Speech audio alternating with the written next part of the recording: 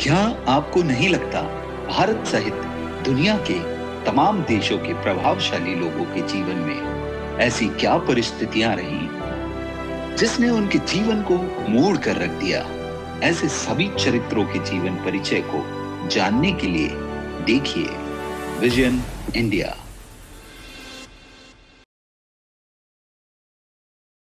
रतन टाटा भारत के महान उद्योगपतियों में रतन टाटा का नाम बड़े ही सम्मान के साथ लिया जाता है। उनका टाटा समूह विश्वसनीयता का दूसरा नाम बन चुका है।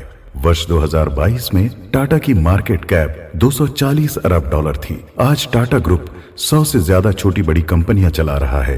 इन कंपनियों में 9 लाख कर्मचारी काम करते हैं। आज स्टॉक मार्केट में टाटा ग्रुप की 17 कंपनियां लिस्टेड हैं। इनमें सबसे बड़ी कंपनी TCS यानी टाटा कंसल्टेंसी सर्विस है, जो रिलायंस के बाद देश की दूसरी सबसे बड़ी कंपनी है।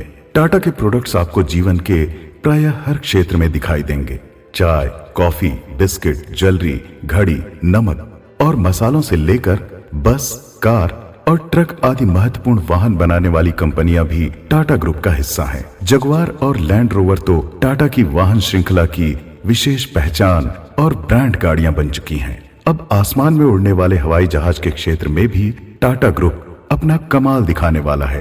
एयर इंडिया, जिसे सरकार ने टाटा ग्रुप से ले लिया था, अब वो दोबारा टाटा ग्रुप के पास आ चुकी है और रतन टाटा का कहना है कि वे एयर इंडिया को दुनिया की नंबर 1 फ्लाइट का दर्जा दिलाने वाले हैं।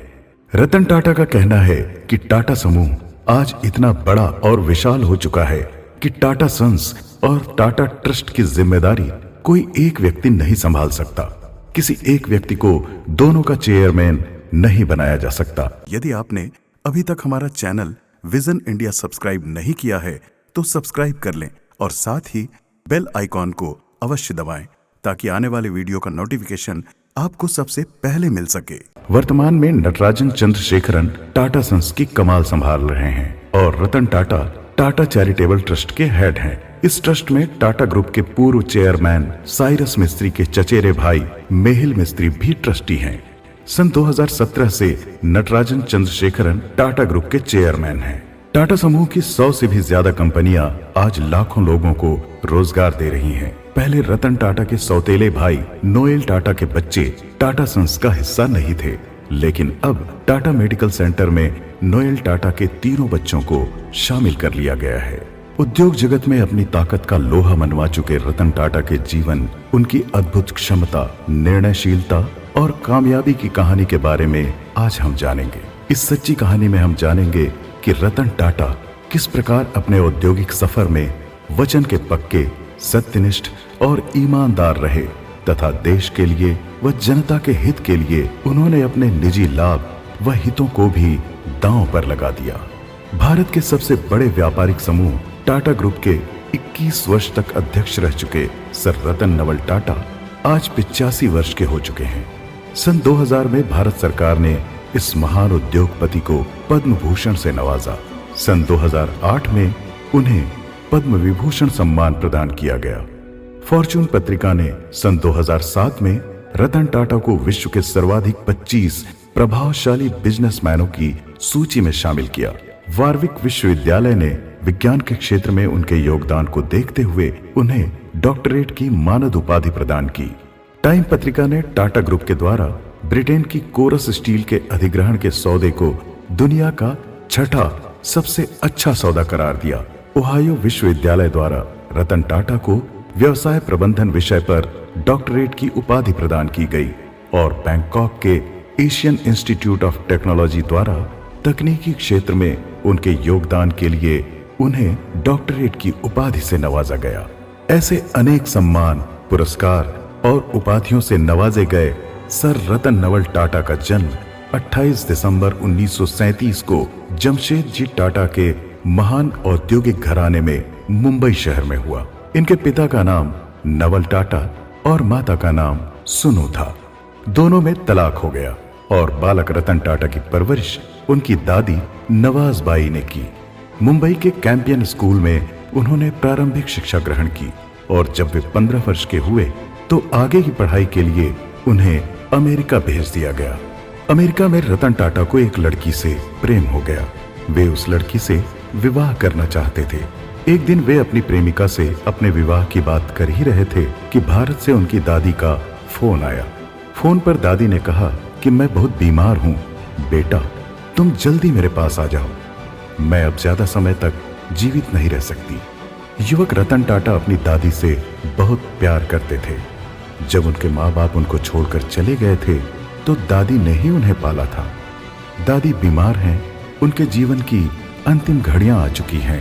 ये सोचकर वे बहुत दुखी हो उठे। उन्होंने तुरंत दादी के पास भारत जाने का निर्णय ले लिया और अपनी प्रेमिका से कहा, तुम मेरे साथ इंडिया चलो, वहां मैं तुम्हें अपनी दादी से मिलवाऊंगा और वहीं हम दोनों शादी कर लेंगे। तुम अभी चलो मेरे साथ। वो अमेरिकन लड़की रतन टाटा से बहुत प्रेम करती थी। वो रतन टाटा के साथ भारत जाने के लिए तैयार हो गई। जब वो अपने माँ बाप से भारत जाने की इजाजत लेने के लिए गई तो उसके माँ बाप ने उसे भारत जाने से मना कर दिया। उनका कहना था कि इस समय भारत का चीन से युद्ध चल रहा है, दोनों ओर से हवाई हमले किए जा रहे हैं, तुम हवाई जहाज की यात्रा नहीं कर सकती। जब समय अनुकूल होगा तब तुम भारत चली जाना। लड़की ने यह बात रतन टाटा को बताई और कहा कि इंडो चाइना युद्ध के कारण मेरे पेरेंट्स मुझे तुम्हारे साथ इंडिया जाने की इजाजत नहीं दे रहे हैं। जब युद्ध के हालात सामान्य होंगे तो मैं तुम्हारे पास इंडिया आ जाऊंगी और हम दोनों शादी करके वहीं रहेंगे। इस समय तुम्हारी दादी मौत के करीब हैं, इसलिए तुम्हारा इंडिया जाना जरूरी है। तुम इंडिया चले जाओ और वहां मेरे आने का इंतजार करना। रतन टाटा ने लड़की से वादा किया था कि मैं सिर्फ तुमसे ही शादी करूंगा। वे अपनी दादी के पास भारत चले गए और अपनी प्रेमिका के आने का इंतजार किया, लेकिन वो लड़की उनके पास नहीं आई। एक दिन रतन टाटा को पता चला कि उस अमेरिकन लड़की के माता पिता ने किसी और लड़के से उसकी शादी कर दी है। ये सुनकर रतन टाटा को गहरा धक्का लगा, लेकिन रतन टाटा ने उस लड़की को वचन दिया था कि वे सिर्फ उसी से शादी करेंगे। वो लड़की उनके प्रति वफादार नहीं रही, लेकिन रतन टाटा ने उसके प्रति अपनी निष्ठा नहीं छोड़ी। उसको दिया गया अपना वचन निभाया और जीवन भर रतन टाटा ने शादी नहीं की। रतन टाटा एक सफल उद्योगपति हैं, महान दानी हैं, ट्रेंड पायलट हैं और न जाने क्या क्या महानताएं उनमें हैं। अमेरिका के कार्नेल विश्वविद्यालय से रतन टाटा ने आर्किटेक्चर और स्ट्रक्चरल इंजीनियरिंग में स्नातक की उपाधि पाई। सन 1975 में उन्होंने हार्वर्ड स्कूल से एडवांस मैनेजमेंट प्रोग्राम की पढ़ाई पूरी की। अमेरिका में अपनी पढ़ाई करते हुए रतन टाटा ने धनार्जन के लिए लोगों के जूठे बर्तन भी साफ किए। विदेश में अपनी पढ़ाई में 10 साल तक लगातार संघर्ष किया। जब रतन टाटा अमेरिका से अपनी पढ़ाई पूरी करके भारत लौटे तो जमशेदपुर के टाटा स्टील में उनकी पहली नौकरी लगी। उस समय टाटा ग्रुप के चेयरमैन उनके चाचा JRD टाटा थे। इतनी ऊंची बिजनेसमैन हस्ती के भतीजे होकर भी रतन टाटा टाटा स्टील कंपनी के फ्लोर पर नीली वर्दी वाले अन्य साधारण कर्मचारियों के साथ रहते थे। यदि वे चाहते तो उनके अंकल JRD टाटा उन्हें कंपनी के आवास में बढ़िया कमरा दिलवा देते, आने जाने के लिए बाइक या कार दिलवा देते। लेकिन युवा रतन टाटा ने कंपनी के सामान्य कर्मचारियों की तरह सादगी से रहना और जीवन बिताना स्वीकार किया। वहां के फावड़े से चूने के पत्थरों को हटाने का काम करते थे रतन टाटा और धधकती हुई भट्टियों को संभालने की जिम्मेदारी भी निभाते थे। आरंभ में इस तरह की कठिन अग्नि परीक्षाओं के दौर से नौजवान रतन टाटा को गुजरना पड़ा। जमशेदपुर में टाटा स्टील में काम करते हुए रतन टाटा मजदूरों के साथ ही सोते थे, खाना लाइन में लगकर लेते और मजदूरों के साथ ही बैठकर लंच करते थे। वे स्वाभिमानी थे। उनके uncle JRD Tata Tata group के चेयरमैन थे, लेकिन रतन टाटा ने कभी उनसे विशेष प्रकार की सुविधाओं की मांग नहीं की। रतन टाटा सरलता और सादगी से, परिश्रम और ईमानदारी से जिंदगी जीने में विश्वास रखते थे। वे पैदल चलकर टाटा कंपनी में काम करने आते थे। धीरे धीरे अपने परिश्रम, लगन और ईमानदारी के कारण वे टाटा ग्रुप में सफलता और पदोन्नति पाते गए। उन्होंने टाटा स्टील कंपनी का नाम अमेरिका तक रोशन कर दिया और इस कंपनी को अंतर्राष्ट्रीय स्तर पर ताकत और पहचान दिलाई। यदि आपने अभी तक हमारा चैनल विजन इंडिया सब्सक्राइब नहीं किया है तो सब्सक्राइब कर लें और साथ ही बेल आइकॉन को अवश्य दबाएं ताकि आने वाले वीडियो का नोटिफिकेशन आपको सबसे पहले मिल सके। एक समय ऐसा भी आया कि रतन टाटा फोर्ड मोटर्स के मालिक बिल फोर्ड को अपनी कंपनी बेचने उनके पास गए। साल 1998 में टाटा मोटर्स ने अपनी पहली पैसेंजर कार टाटा इंडिका बाजार में उतारी। ये कार रतन टाटा की ड्रीम प्रोजेक्ट थी और इसके लिए उन्होंने जी तोड़ मेहनत की थी, लेकिन इंडिका कार को बाजार से अच्छा रिस्पांस नहीं मिला और इंडिका कार की वजह से टाटा मोटर्स घाटे में जाने लगी। तब कंपनी के कुछ अधिकारियों ने रतन टाटा को सुझाव दिया कि टाटा मोटर्स को बेच दिया जाए ताकि कंपनी को और अधिक आर्थिक नुकसान न उठाना पड़े। रतन टाटा अपनी कंपनी बेचने अमेरिका की फोर्ड कंपनी के पास गए। उस समय फोर्ड कंपनी के मालिक बिल फोर्ड थे। बिल फोर्ड ने रतन टाटा के साथ सम्मानजनक व्यवहार नहीं किया। बिल फोर्ड ने उपहास में उनसे कहा कि मैं तुम्हारी कंपनी खरीदकर तुम पर एहसान कर रहा हूं। ये बात स्वाभिमानी रतन टाटा के दिल में गहराई तक चुभ गई। उन्होंने अपनी कंपनी बिल फोर्ड को नहीं बेची और भारत लौट आए। लगभग 9 वर्षों के बाद बिल फोर्ड के समक्ष ऐसे हालात पैदा हो गए कि उन्हें अपनी कंपनी बेचने का निर्णय लेना पड़ा। बिल फोर्ड मुंबई आकर रतन टाटा से मिले और रतन टाटा से कहा, आप हमारी कंपनी खरीदकर हम पर एहसान करेंगे। 26 मार्च 2008 को रतन टाटा ने ऑटोमोबाइल की दुनिया में नया इतिहास रचते हुए बिल फोर्ड की British Ford company Ford Motors के लग्जरी ब्रांड लैंड रोवर और जगुआर को खरीद लिया। इसके लिए उन्होंने 2.3 बिलियन अमेरिकी डॉलर फोर्ड कंपनी को दिए। उन्होंने फोर्ड जगुआर और लैंड रोवर्स के कर्मचारियों के पेंशन खाते में 60 करोड़ डॉलर देने की भी जिम्मेदारी ली। रतन टाटा के टाटा सन्स ग्रुप में 100 से ज्यादा कंपनियां आज काम कर रही हैं। इन कंपनियों में सुई से लेकर स्टील, चाय से लेकर 5 स्टार होटल तक और नैनो जैसी छोटी कार से लेकर हवाई जहाज तक सब कुछ बनाया जाता है। टाटा समूह के संस्थापक जमशेद जी टाटा के दत्तक पोते रतन टाटा ने टाटा कंपनी में काम करने के लिए और अपनी कंपनी को सफलता की ऊंचाइयों पर ले जाने के लिए IBM की नौकरी ठुकरा दी थी। उन्होंने टाटा कंपनी को शिखर पर पहुंचाया, कंपनी की वैल्यू 50 गुना बढ़ा दी। रतन टाटा की चेयरमैनशिप ने 22 सालों में टाटा ग्रुप का रेवेन्यू 40 गुना बढ़ाया और लाभ 4 गुना बढ़ाया। टाटा ग्रुप की कंपनी 150 साल से भारत में चल रही है। आज 100 से ज्यादा देशों में रतन टाटा की कंपनियां सफलतापूर्वक चलती हुई लाभ कमा रही हैं। संसार में सबसे ज्यादा कैपिटलाइजेशन टाटा ग्रुप का है। रतन टाटा की TCS यानी टाटा कंसल्टेंसी सर्विसेज का कारोबार पाकिस्तान के स्टॉक एक्सचेंज से भी बड़ा है। रतन टाटा अपने देश को हर साल लगभग 50,000 करोड़ रुपए टैक्स देते हैं। पूरे देश की GDP का 4% अकेले रतन टाटा देते हैं। वे अपने मान अपमान की परवाह नहीं करते और अपने गहरे अपमान को ऊंची सफलता में बदलने की कला जानते हैं। आप रतन टाटा को जितना तंग करेंगे वे उतना ही ज्यादा ग्रो करेंगे, सफलता अर्जित करेंगे। पूरा असम, गोवा, हिमाचल प्रदेश और उड़ीसा राज्य मिलकर इतना टैक्स भारत सरकार को नहीं देते जितना रतन टाटा अपने ग्रुप के जरिए भारत सरकार को देते हैं। रतन टाटा की औद्योगिक सफलता के मुख्य कारणों में एक कारण उनकी ऑर्गेनिक तथा इनऑर्गेनिक वृद्धि है और दूसरा कारण उनकी उद्योग संघर्ष नीति है। वे कंपनी के ऑर्गेनिक ग्रोथ में विश्वास करते हैं।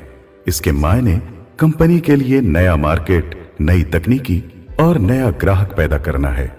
ऐसे ही माहौल में टाटा कंपनी ने अपनी उन्नति और सफलता की ऊंचाइयों को पाया है। लेकिन कभी कभी रतन टाटा इनऑर्गेनिक उपायों का आश्रय लेकर अपनी कंपनी की वृद्धि करते हैं। इसमें वे किसी अन्य कंपनी को टेक ओवर करते हैं। पैसे देकर दूसरी बड़ी तथा छोटी बड़ी कंपनियां खरीद लेते हैं। कुछ कंपनियों के साथ वे जॉइंट वेंचर और सहभागीदारी करते हैं। अपनी सफल उद्योग नीतियों को लेकर दूसरी कंपनियों के साथ साझेदारी करते हैं। इन सभी उपायों से रतन टाटा ने अपने टाटा ग्रुप को उन्नति और सफलता की ऊंचाइयों तक पहुंचाया है। रतन टाटा की एक मुख्य उद्योग नीति यह है कि जो धंधा अच्छा साबित नहीं होता, मुनाफा नहीं दे रहा, उसे छोड़ दिया जाए। रतन टाटा ने cosmetics, paint, oil, soap, pharma और सीमेंट कंपनियों में जब सफलता होती नहीं देखी तो उन्होंने इन 6 कंपनियों का कारोबार बंद कर दिया। इस मामले में उनकी नीति ये थी कि धंधे को धंधे की तरह चलाना है, उससे किसी तरह का लगाव नहीं रखना है। रतन टाटा का रिटेल, टेलीकॉम और टेक्नोलॉजी का व्यापार बहुत अच्छा चला। इस वजह से वे इन व्यवसायों को और बड़ा करते चले गए। रतन टाटा के बिजनेस की सबसे बड़ी सफलता इस बात से है कि वे हार्डकोर बिजनेस को पकड़कर चलते हैं। स्टील, मोटर, केमिकल और पावर, ये 4 उनके कोर बिजनेस अर्थात मुख्य व्यापार हैं। रतन टाटा ने अपने इन मुख्य व्यवसायों को हमेशा संभाल कर रखा और लगातार तरक्की करते चले गए। वे लीडरशिप को पोजीशन नहीं बल्कि एक्शन की अवस्था मानते हैं। हमेशा वे कहा करते हैं कि लीडरशिप पोजीशनल पावर नहीं बल्कि पर्सनल पावर है। वे कंपनी के लीडर या मुखिया होकर भी अपने कर्मचारियों की जरूरतों और दुख तकलीफों का ध्यान रखते हैं। जहां जरूरत समझते हैं अवश्य मदद करते हैं। एक बार रतन टाटा किसी मीटिंग के सिलसिले में मुंबई से नासिक जा रहे थे। उनके साथ उनकी कंपनी के कुछ वरिष्ठ अधिकारी भी थे। दुर्भाग्यवश रास्ते में उनकी कार का एक टायर पंचर हो गया। ड्राइवर ने पहिया पंचर होते ही एक दुकान के पास गाड़ी रोक दी और पहिया बदलने में जुट गया। अधिकारियों ने सोचा कि अभी तो ड्राइवर को पहिया बदलने में टाइम लगेगा, इसलिए वे इधर उधर टहलने लगे। कुछ अधिकारी दुकान से सिगरेट लेकर पीने में व्यस्त हो गए। तभी उन्होंने देखा कि रतन टाटा कहीं सड़क पर दिखाई नहीं दे रहे। वे इधर उधर रतन टाटा को ढूंढने लगे। आखिरकार सड़क पर कार ड्राइवर के साथ रतन टाटा बैठे मिले। वे अपनी कमीज की आस्तीनें चढ़ाकर टाई पीछे करके कार का पहिया बदलने में ड्राइवर की मदद कर रहे थे। ये देखकर टाटा कंपनी के अधिकारियों को बड़ी हैरानी हुई। उन्होंने रतन टाटा के पास जाकर उनसे कहा कि आप इस कंपनी के मालिक हैं, आप श्री रतन टाटा हैं। आपको यह काम करने की क्या जरूरत है? ये काम ड्राइवर को करने दीजिए। ये काम तो ड्राइवर का है, आप ऊपर आ जाइए। अपने अफसरों की बात सुनकर रतन टाटा बोले, मेरी मदद से ड्राइवर 15 मिनट की बजाय 7.5 मिनट में कार का पहिया बदल लेगा। इससे मुझे मीटिंग में 7.5 मिनट और ज्यादा मिल जाएंगे। Loss of time is loss of money. अगर मैं 7.5 मिनट के कीमती समय को खो दूंगा तो मेरा ही नुकसान होगा। ऐसे हैं श्रीमान रतन नवल टाटा जी। जहां वे अपने कर्मचारियों की परेशानियों को समझते हैं, वहां वे समय की कीमत को भी भली भांति समझते हैं। वे कभी भी अपने समय को बेकार नहीं गंवाते, इसलिए वे आज तक अपने औद्योगिक कार्यों में सफलता प्राप्त करते आए हैं। उन्होंने अपनी कंपनी के अधिकारियों को सिखाया कि हमें अपने निचले स्तर के कर्मचारियों की सहायता के लिए हमेशा तैयार रहना चाहिए। रतन टाटा अपनी असफलताओं से कभी हताश और दुखी नहीं होते। वे असफलताओं को भी भरपूर महत्व दिया करते हैं। असफलताओं से शिक्षा ग्रहण करके आगे बढ़ना उनकी आदत है। टाटा नैनो कार की असफलता ने उन्हें यह सीख दी कि असफलताओं से निराश मत हो जाओ, बल्कि असफलताओं से शिक्षा लेकर और अधिक मेहनत करो और ज्यादा सफलता पाने की कोशिश करो। उन्होंने अपनी कंपनी में एक दिन इस बात की घोषणा कर दी कि जो सबसे फेल आइडिया होगा उसको मैं रिवार्ड दूंगा। हम अपने छोटे छोटे आइडियाज के फेल होने से घबराएं नहीं, ना ही चिंतित हों, बल्कि अपनी असफलताओं के कारणों को जानकर हम उनसे शिक्षा ग्रहण करें। जब तक हम अपनी छोटी छोटी असफलताओं से कुछ सीखेंगे नहीं, तब तक बड़ी सफलताएं हासिल नहीं कर सकेंगे। रतन टाटा अपनी कंपनी के कर्मचारियों और ऑफिसरों से कहते थे, छोटे छोटे फेलियर होने दो और जल्दी जल्दी उनसे सीखो तथा इनोवेशन करते रहो, तभी तुम अपनी कंपनी को सफलता की ऊंचाइयों तक पहुंचा सकोगे। एक बार कुछ समझदार विद्यार्थियों ने टाटा कंपनी को यह आइडिया दिया कि एक छोटा ट्रक 3 व्हीलर को रिप्लेस कर सकता है। टाटा कंपनी ने इस छोटे आइडिया पर भी काम किया और आगे चलकर कुछ हद तक असफल होने के बाद इस प्रोजेक्ट में पूर्ण सफलता पाई। रतन टाटा फेल्योर अर्थात असफलता को कंपनी के लिए गोल्ड माइन यानी सोने की खान मानते हैं। रतन टाटा ने छोटे छोटे आइडिया पर काम करके फेल हुए आइडिया से सफलता के कई महत्वपूर्ण सबक सीखे। उन्होंने कम खर्च वाला टाटा स्वच्छ नाम का एक वाटर फिल्टर यंत्र बनाया। इस फिल्टर में चावल के भूसे का उपयोग किया गया था।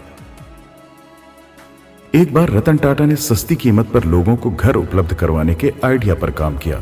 केवल $500 या 30 से 40 हजार रुपए में लोगों को मकान मुहैया करवाए।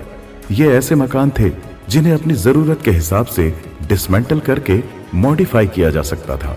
उन्होंने $20 में कमर्शियल ट्रैवलर को रास्ते में अकोमोडेशन देने के आइडिया पर काम किया।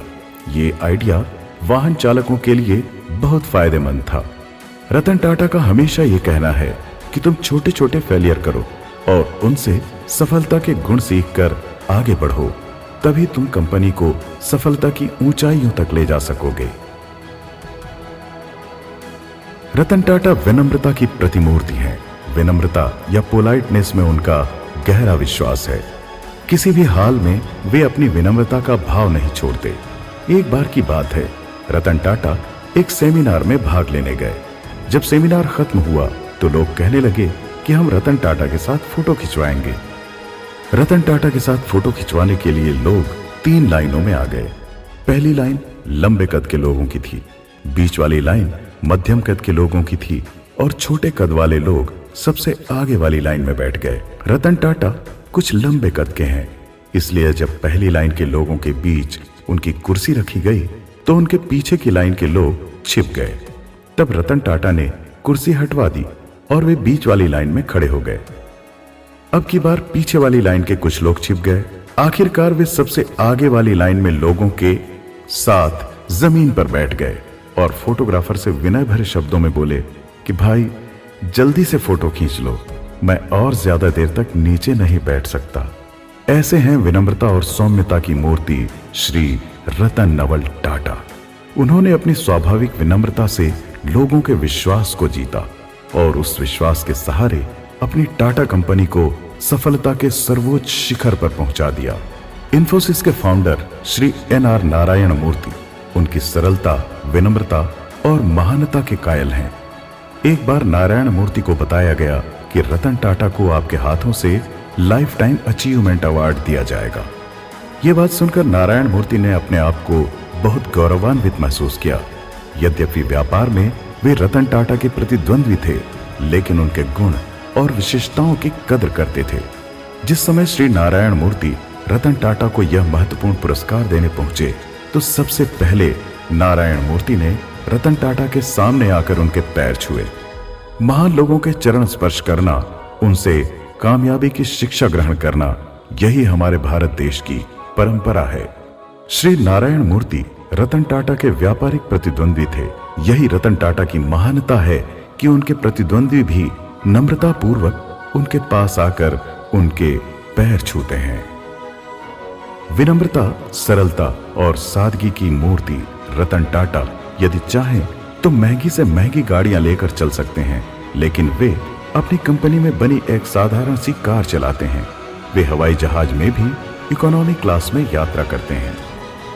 एक बार इंस्टाग्राम पर रतन टाटा के 1 मिलियन फॉलोअर्स हो गए तो रतन टाटा स्वयं इंस्टाग्राम पर आए और सबको धन्यवाद ज्ञापित किया। उनके फॉलोअर्स में एक लड़की भी थी जिसने रतन टाटा के लिए कांग्रेचुलेशंस छोटू कमेंट किया। उनका छोटू शब्द पढ़कर रतन टाटा के कई फॉलोअर्स को बहुत बुरा लगा और वे लड़की के लिए बुरा भला लिखने लगे। जब रतन टाटा ने उस लड़की के लिए लोगों के अपशब्द भरे कमेंट पढ़े तो उन्हें बहुत अफसोस हुआ। उन्होंने नम्रता भाव से लड़की को लिखा कि मैं आपसे माफी मांगता हूँ, मेरे कारण लोग आपको बुरा भला कह रहे हैं। रतन टाटा ने लड़की के लिए भद्दे कमेंट करने वाले लोगों को भी सलाह दी कि this young lady should be respected, अर्थात इस नवयुवती का सम्मान किया जाना चाहिए। आखिरकार लड़की को अपनी गलती का एहसास हुआ और उसने अपना कमेंट डिलीट कर दिया। रतन टाटा बहुत बड़े परोपकारी और दानवीर हैं। वे महान दानी भी हैं और लोगों के सच्चे सेवक भी हैं। इनके महान सेवा भाव के कारण इन्हें कुछ लोग सेवक रतन टाटा या रतन सेवक टाटा भी कहते हैं। वे अपनी टाटा कंपनी के लगभग 66% लाभांश को चैरिटेबल ट्रस्टों में लोगों के कल्याण के लिए दान कर देते हैं। रतन टाटा स्वास्थ्य के क्षेत्र में, पोषण या न्यूट्रिशन के क्षेत्र में, शिक्षा के क्षेत्र में, जल संरक्षण के क्षेत्र में, डिजिटल ट्रांसफॉर्मेशन पर, गरीबों के स्किल डेवलपमेंट पर, खेलों को बढ़ावा देने और प्रतिभावान व निर्धन बच्चों को स्कॉलरशिप देने हर साल करोड़ों रुपए दान करते हैं। रतन टाटा ने अमेरिका के न्यूयॉर्क राज्य में स्थित कॉर्नेल यूनिवर्सिटी में शिक्षा ग्रहण की थी। एक बार वे इस विश्वविद्यालय में पढ़ने वाले भारतीय विद्यार्थियों की मदद के लिए पहुंचे। ढेर सारी आर्थिक सहायता इस यूनिवर्सिटी को देते हुए उन्होंने विश्वविद्यालय के कुलपति से कहा, आपकी यूनिवर्सिटी में पढ़ने वाले योग्य भारतीय छात्रों को हमारी तरफ से आप आर्थिक मदद दीजिएगा। एक बार रतन टाटा ने IIT मुंबई को 95 करोड़ रुपए का बहुत बड़ा दान दिया। इस दान से वहां Tata centre of technology and design की स्थापना की गई। कुछ ही समय पहले रतन टाटा ने कोविड महामारी से निपटने के लिए भारत सरकार को 1500 करोड़ रुपए दान में दिए थे। आरंभ में वे गरीब जरूरतमंद लोगों को व्यक्तिगत दान दिया करते थे। इसके बाद उन्होंने लोगों की आर्थिक सहायता और भलाई के लिए जन कल्याणकारी प्रोजेक्ट बनाने आरंभ कर दिए। उन्होंने बीमारियों के रिसर्च सेंटर पर जाकर कहा कि दवाइयों से बीमारियों को ठीक करने की बजाय आप लोग कुछ ऐसा उपाय और अनुसंधान करें कि लोग बीमार ही ना पड़ें। जब लोग बीमार ही नहीं पड़ेंगे तो उन्हें रोग मुक्ति के लिए ढेर सारे रुपये पैसे खर्च करने की आवश्यकता ही नहीं पड़ेगी। इस मामले में रतन टाटा ने अमेरिका की फोर्ड मोटर्स कंपनी के फाउंडर फैमिली के सदस्य अल्फ्रेड फोर्ड से यह बात सीखी कि समस्या से निपटने के लिए समस्या की जड़ को समाप्त किया जाना चाहिए।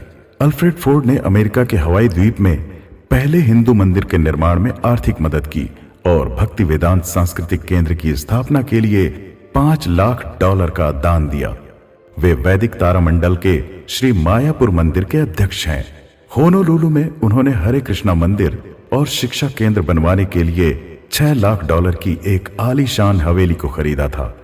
जब अल्फ्रेड फोर्ड से एक भारतीय महिला नेता ने पूछा कि आपने मंदिर बनाने के लिए लाखों डॉलर्स का दान दिया, इससे तो अच्छा था कि आप एड्स की रोकथाम और इलाज के लिए दान देते।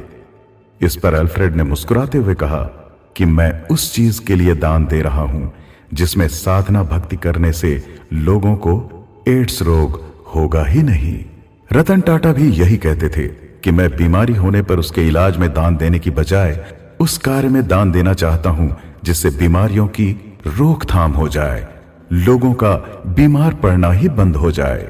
रतन टाटा का टाटा ग्रुप दानशीलता में, परोपकारिता में बहुत आगे बढ़कर काम करता है। रतन टाटा मानते हैं कि आज तक कोई भी आदमी दान देकर कभी गरीब होता हुआ नहीं देखा गया है। पक्षियों के पीने से नदियों का पानी कभी खत्म नहीं होता। दान देने से कभी भी अमीर आदमी का धन नहीं घटता। दान में मिली लोगों की दुआएं उनके व्यापार, धंधे और कारोबार में उसे उन्नति व सफलता दिलाती हैं। रतन टाटा की महानता इस बात में भी है कि वे जमीन से जुड़े आदमी हैं, सही मायने में एक पीपल्स पर्सन हैं। महान उद्योगपति होकर भी वे जनता के आदमी हैं और देश की जनता के दुख तकलीफों को समझते हैं। वे जब भी किसी आदमी पर जोर जुल्म, अन्याय या अत्याचार होते देखते हैं तो सहानुभूति पूर्वक उसके साथ खड़े हो जाते हैं तथा दूसरों की चिंता परेशानियों से उन्हें मुक्ति दिलाने का प्रयास करते हैं। एक बार टाटा मोटर्स में मैनेजमेंट और मजदूरों के बीच झगड़ा पैदा हो गया। मजदूर बोनस की मांग कर रहे थे, जबकि कंपनी के अफसर उन्हें बोनस देना नहीं चाहते थे। कुछ ही समय में यह झगड़ा उग्र और हिंसक हो उठा। कंपनी के मजदूरों और अधिकारियों के बीच हाथापाई हो गई। दोनों ओर के लोगों को चोटें आईं, लेकिन मजदूर फिर भी अपनी जिद पर अड़े रहे कि हमें बोनस चाहिए वरना हम काम नहीं करेंगे। जब इस झगड़े की खबर रतन टाटा को दी गई तो वे मजदूरों के पास आए और जमीन पर उन्हीं के साथ बैठ गए। मजदूरों के प्रति पूरी सहानुभूति और संवेदना का भाव रखते हुए उन्होंने मजदूरों से कहा कि मैं आपकी मांग का समर्थन करता हूं। आप इस कंपनी के लिए अपना खून पसीना बहाते हैं, इसलिए बोनस तो आपको मिलना ही चाहिए, ये आपका अधिकार है। रतन टाटा ने कंपनी के अधिकारियों को अपने पास बुलाकर उनसे कहा, आप इनको बोनस दे दीजिए। अधिकारी कहने लगे कि सर, इनको बोनस देना बनता नहीं है, लेकिन आप जोर देते हैं तो हम इनको बोनस दे देंगे। रतन टाटा ने कहा, मेरी प्रार्थना है आपसे इन सबको बोनस दे दीजिए।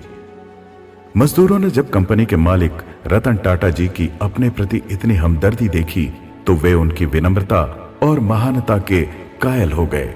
वे अपने आप पर शर्मिंदा हुए कि हम नाहक ही छोटी सी मांग को लेकर जिद पर अड़े हुए हैं। रतन टाटा हम सबका इतना ख्याल रखते हैं, वे हमारे लिए अपनी कंपनी के मैनेजमेंट से भी लड़ने को तैयार हैं, तो हमें भी उनकी कदर करनी चाहिए। उनके प्रति अपना सम्मान, स्वाभिमान और वफादारी दिखलानी चाहिए। इसके बाद मजदूरों ने बोनस मांगने की जिद छोड़ दी और अपनी कंपनी के मालिक रतन टाटा के गुणों की मन ही मन प्रशंसा करते हुए अपने अपने काम पर जाकर लग गए। वे सोचने लगे कि अब हमको बोनस नहीं चाहिए। रतन टाटा हमारे लिए यहाँ आकर अपने ही मैनेजमेंट से लड़े, हमारे लिए इतना ही काफी है। रतन टाटा एक दृढ़ प्रतिज्ञ महान व्यक्ति हैं। वे अपने वचन के पक्के हैं। वे जो बात एक बार कह देते हैं उस पर वे अंत तक कायम रहते हैं और अपना किया हुआ वादा निभाने से कभी भी नहीं चूकते। वे जो कह देते हैं उसे करके दिखाते हैं। एक बार एक महाविद्यालय की स्थापना की 25वीं वर्षगांठ का समारोह आयोजित होना था। कॉलेज के चेयरमैन ने महान उद्योगपति रतन टाटा को नम्रता पूर्वक इस कार्यक्रम में पधारने का निमंत्रण दिया था। रतन टाटा यह निमंत्रण स्वीकार करके कॉलेज के समारोह में आए। कॉलेज में छात्रों की भीड़ उन्हें देखने के लिए उमड़ पड़ी। इस भीड़ की भगदड़ में एक छात्रा नीचे गिर गई और उसे चोटें आई। जब रतन टाटा ने छात्रों का ऐसा जोश देखा तो उन्होंने लड़कों से कहा कि यह फंक्शन समाप्त हो जाने के बाद मैं तुम सबसे मिलूंगा। वो कार्यक्रम कुछ लंबा हो गया। जिस फ्लाइट से रतन टाटा को वापस लौटना था, वो फ्लाइट पकड़ना उनके लिए मुश्किल हो गया। उन्होंने छात्रों से मुलाकात करने का वादा भी किया था, अतः अपना वादा निभाने के लिए उन्होंने अपनी फ्लाइट कैंसिल कर दी और लड़कों से बात करने उनके पास आ गए। बाद में वे उस घायल लड़की से भी मिले। कॉलेज के प्रिंसिपल ने उनसे पूछा, इन लड़कों के कारण आपने फ्लाइट मिस क्यों कर दी? यदि आप चाहते तो अपनी फ्लाइट पकड़ सकते थे। रतन टाटा बोले, हाँ, मैं चाहता तो अपनी फ्लाइट पकड़ सकता था, लेकिन मैंने इन छात्रों को वचन दिया था कि मैं उनसे मिलूंगा। मैं अपना जरूरी से जरूरी काम छोड़ सकता हूं, लेकिन अपना वचन नहीं तोड़ सकता। ऐसे महान व्यक्तित्व के धनी हैं रतन टाटा, जो दूसरों की जरूरतों का ध्यान रखते हैं, दूसरों की मुश्किलें और परेशानियां दूर करने का हर संभव प्रयास करते हैं और दूसरों से किया हुआ अपना वादा भी हर कीमत पर निभाते हैं। यदि आपने अभी तक हमारा चैनल विजन इंडिया सब्सक्राइब नहीं किया है तो सब्सक्राइब कर लें और साथ ही बेल आइकॉन को अवश्य दबाएं ताकि आने वाले वीडियो का नोटिफिकेशन आपको सबसे पहले मिल सके। The Taj Mahal palace hotel Ratan Tata का मुंबई के कोलाबा स्थित एक 5 सितारा होटल है। यह होटल गेटवे ऑफ इंडिया के पास है। इस होटल में 56 कमरे और 44 स्वीट्स हैं। इस इमारत का निर्माण भारत के इस्पात पुरुष जमशेद जी टाटा के द्वारा सन 1903 में कराया गया था। 26 नवंबर 2008 को जब आतंकवादियों ने इस बहुमंजिला होटल पर हमला किया, तब रतन टाटा ताजमहल होटल के चेयरमैन थे। ये रतन टाटा की मानव मात्र के प्रति संवेदना, सहानुभूति और दरियादिली ही थी कि उन्होंने इस हमले में मारे गए, घायल हुए व्यक्तियों अथवा उनके परिवार वालों की हर संभव आर्थिक सहायता की। जिस कर्मचारी को इस 26/11 हमले से नुकसान हुआ था, उन सबके घर घर तक जाकर रतन टाटा ने उनकी सहायता की। पीड़ित लोगों के घर वालों को 60 से 70 लाख तक मुआवजा दिया। सब घायलों को मेडिकल सहायता दी और जिंदगी भर के लिए उन्हें मेडिकल काउंसलर अपनी तरफ से मुफ्त दिया।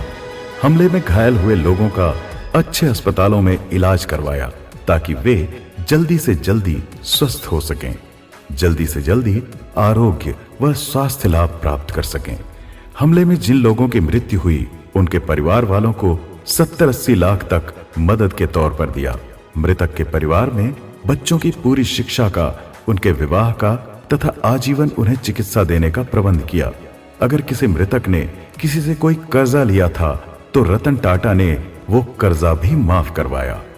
ऐसी बात नहीं है कि आतंकवादी हमले में जो पुराने और अनुभवी वफादार कर्मचारी मारे गए थे, उनकी ही रतन टाटा की ओर से आर्थिक मदद की गई थी, बल्कि ताज होटल में कुछ ही दिन पहले नौकरी पर लगे कर्मियों के घर वालों को भी रतन टाटा ने आर्थिक मदद दी।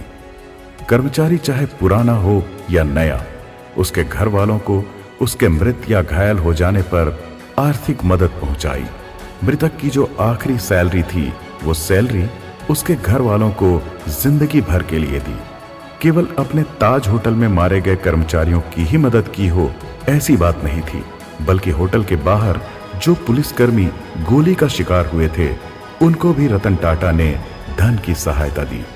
चाहे कोई राह चलता राहगीर था, चाय वाला था, भेलपूरी वाला, गुब्बारे वाला, पाव भाजी बेचने वाला या पान की दुकान चलाने वाला, जिनका टाटा ग्रुप से कोई लेना देना भी नहीं था, उन सब की भी रतन टाटा ने रुपये पैसे से मदद की और अपने टाटा ग्रुप में उन्हें या उनके परिवार के लोगों को नौकरी दी। और आश्चर्य की बात तो यह है कि यह सारी सहायता और राहत कार्य रतन टाटा ने 26/11 हमले के 20 दिनों के भीतर कर दिखाया था। मृतकों के, घायलों के परिवार वालों को आर्थिक सहायता पहुंचाने में रतन टाटा ने एक दिन की भी देरी नहीं की। जैसे जैसे पीड़ितों व मृतकों का पता चलता गया, वे दरिया दिल और उदार होकर उनके घर वालों को पर्याप्त आर्थिक सहायता देते गए। देविका रोतावन नाम की एक लड़की 26/11 हमले के दिन अपने पिता नटवरलाल के साथ छत्रपति शिवाजी टर्मिनल पर खड़ी ट्रेन का इंतजार कर रही थी। वो पुणे में रह रहे अपने भाई भरत और उसके परिवार से मिलने जा रही थी। तभी अचानक स्टेशन पर आतंकवादी आ गए और अंधाधुंध फायरिंग करने लगे। देखते ही देखते लाशों का ढेर वहां लग गया।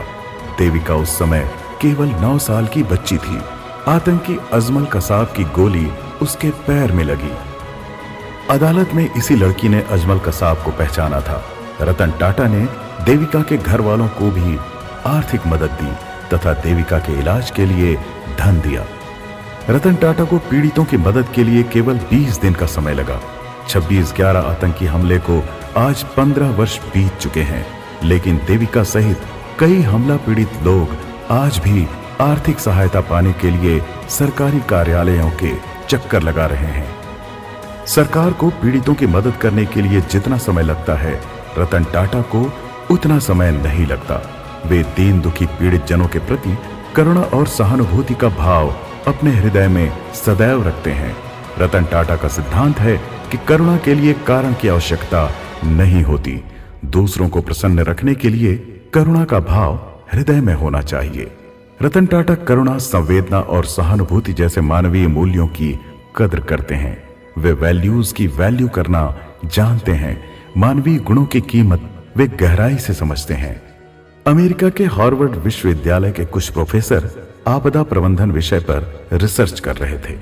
उन्होंने भारत के मुंबई शहर में हुए 26/11 हमले पर गौर किया। यह हमला उस समय भारत में हुआ अब तक का सबसे बड़ा आतंकी हमला था, जिसमें 166 मासूम लोगों की जानें गईं और कम से कम 300 निर्दोष लोग घायल हुए। ये हमले ताज होटल, छत्रपति शिवाजी टर्मिनल और मेट्रो सिनेमा आदि मुंबई की 8 जगहों पर एक साथ हुए थे। लेकिन हार्वर्ड विश्वविद्यालय के लिए ताज होटल के कर्मचारियों का त्याग और बलिदान विचारणीय था। उन्होंने जाना कि ताज होटल के नए पुराने सभी कर्मचारी अन्य लोगों की जान बचाने के लिए इतने प्रतिबद्ध थे कि उन्होंने अपनी जान की परवाह न कर अनेक लोगों को मौत के मुंह से बचाया और दूसरों की जान बचाने के क्रम में स्वयं आग या गोलियों का शिकार हो गए। हार्वर्ड विश्वविद्यालय के प्रोफेसर्स ताज होटल के कर्मचारियों के इस महान त्याग, प्रतिबद्धता और बलिदान का कारण जानना चाहते थे। इस विश्वविद्यालय से प्रोफेसर देशपांडे और प्रोफेसर रैना को भारत भेजा गया और उन्होंने ताज होटल आकर 26/11 हमले की स्थिति की जानकारियां प्राप्त की। होटल से उन्हें कई और बातों का पता चला। उनमें एक बात कर्मवीर नामक जनरल मैनेजर की थी। 26/11 हमले के दौरान कर्मवीर सिंह ताज होटल में मौजूद थे। उनकी पत्नी और बच्चे ताज होटल के भीतर एक कमरे में ठहरे हुए थे। कर्मवीर की पत्नी निधि अपने 14 साल के बेटे उदय और 5 साल के बेटे समर के साथ थी। आतंकवादियों ने उन्हें गोलियों से भून डाला था। उस समय ताज होटल में आग लग चुकी थी। मैनेजर कर्मवीर सिंह होटल में ठहरे यात्रियों को आग से बाहर निकालने में जुटे हुए थे। तभी उन्हें खबर मिली कि हमले में उनकी पत्नी और बच्चे मारे जा चुके हैं। ये खबर सुनकर भी कर्मवीर सिंह ने अपनी सेवा सहायता का कर्तव्य करना नहीं छोड़ा। वे मोहग्रस्त होकर अपने पत्नी बच्चों को देखने उनके कमरे की ओर नहीं भागे, बल्कि होटल के भीतर फंस चुके लोगों को आग से बाहर सुरक्षित जगह पर पहुंचाने का लगातार प्रयास करते रहे।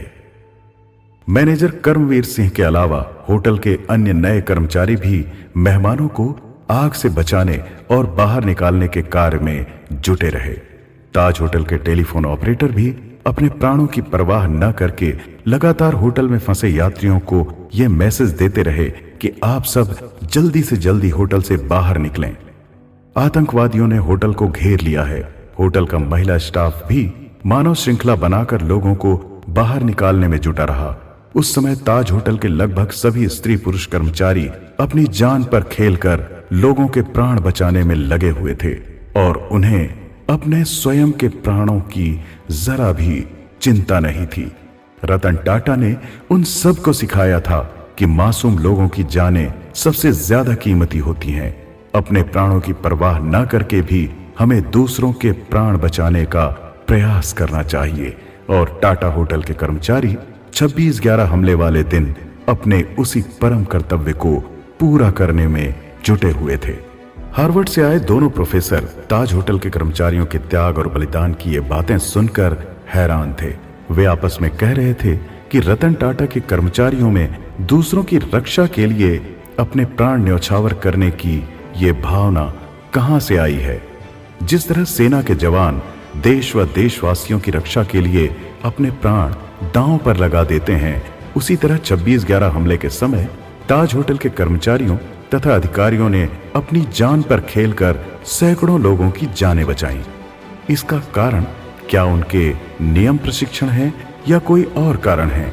दूसरों की जान बचाने के लिए होटल के पुराने कर्मचारी भी अपनी जान देने पर तुले हुए थे और 10-15 दिन पहले नौकरी पर लगे नए युवा कर्मचारी भी अपनी जान जोखिम में डालकर दूसरों को मौत से बचाने का प्रयास कर रहे थे। क्या इन कर्मचारियों का कार्यानुभव अच्छा था या इनका रिज्यूम उत्तम था? उनमें ऐसा क्या था कि परहित के लिए अपना सब कुछ न्यौछावर करने को तैयार थे? जब हार्वर्ड के दोनों प्रोफेसरों को इसका कारण समझ में नहीं आया तो उन्होंने रतन टाटा से पूछा कि आपके होटल के कर्मचारी 26/11 हमले के दौरान किस वजह से दूसरों को बचाने के लिए अपनी जान देने को तैयार हो गए थे।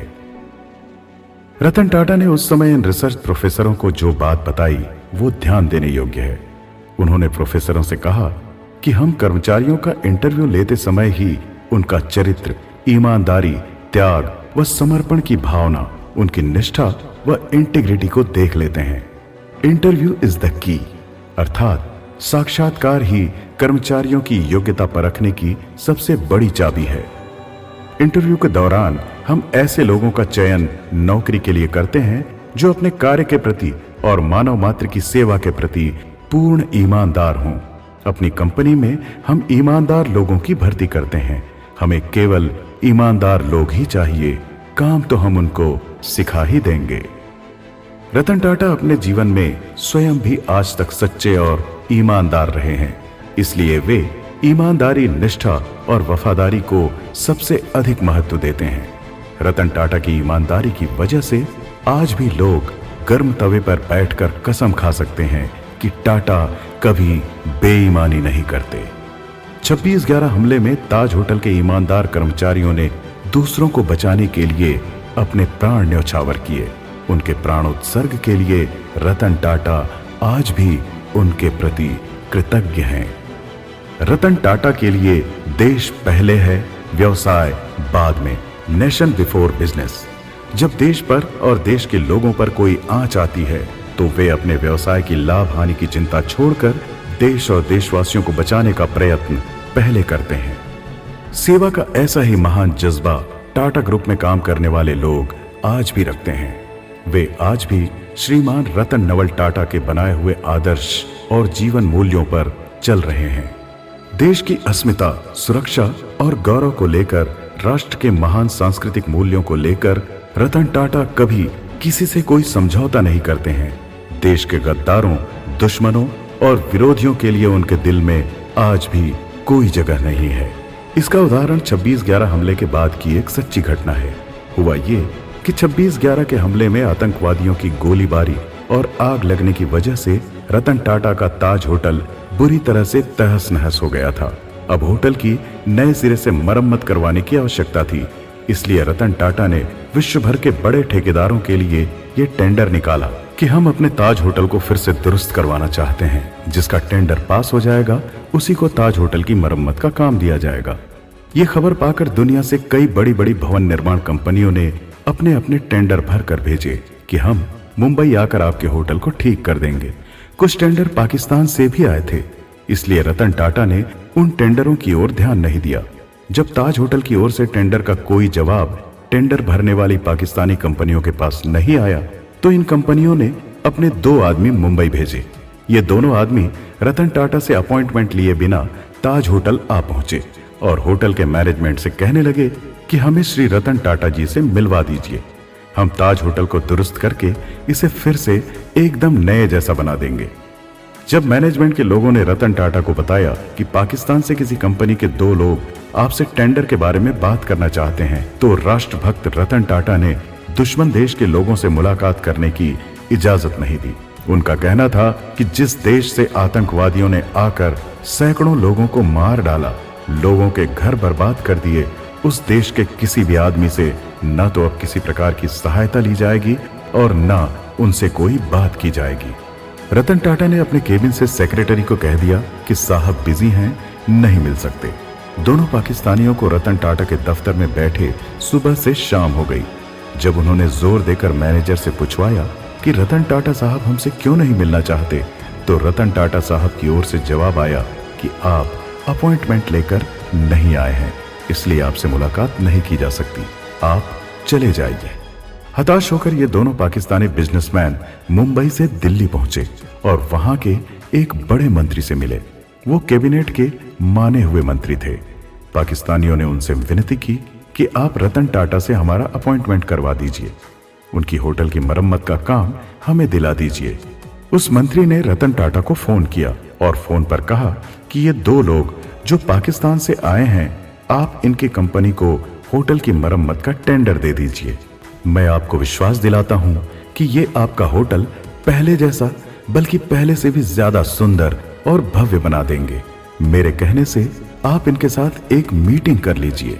केंद्रीय मंत्री की बात सुनकर रतन टाटा ने कहा, जिस देश के आतंकियों ने आकर गोलियों से सैकड़ों निर्दोष भून डाले, सैकड़ों मासूम लोगों को घायल और लाचार बना डाला, मैं उस देश के किसी आदमी से न तो सहायता लेना चाहता हूं और न बात करना चाहता हूं।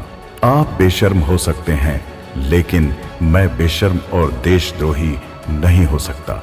मैं पाकिस्तानियों को अपने होटल का टेंडर नहीं दूंगा।